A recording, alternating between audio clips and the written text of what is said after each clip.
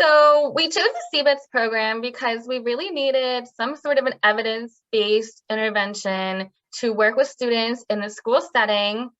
We definitely wanted to be able to work with secondary students, so grades 5 up through grades 12, and we really need some sort of a targeted trauma-focused intervention. And so when we found out about the CBITS program, we felt like it was really a perfect match, and we also really liked the group approach that combined with the individual sessions.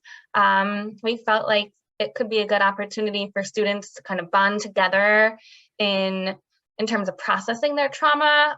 Trauma is just such a difficult thing for students to get through. And so having that peer support can be really instrumental in helping students to process that.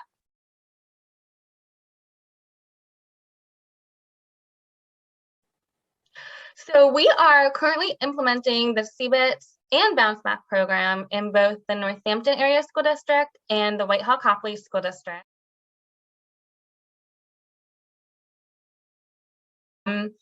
Both programs are currently funded by a grant through PCCD, and we work closely with the EPIS Center to collect and analyze our outcomes data for Whitehall-Copley.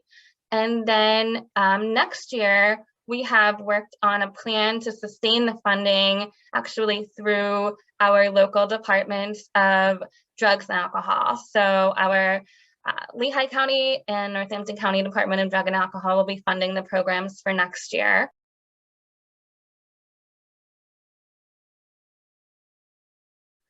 I think one of the things that we've really noticed, and in talking with our Bounce Back and CBITS facilitators, something that they've observed as well is just that connection that they've been able to develop with their peers and people that they didn't know before were able to really connect and process these stressful events that have happened to them. They had been able to work together to share how they cope with their traumas. And I think just that piece and having that connection really goes a long way in helping them as they continue to learn and grow and prepare themselves to really approach any stressful or traumatic situation that happens to them.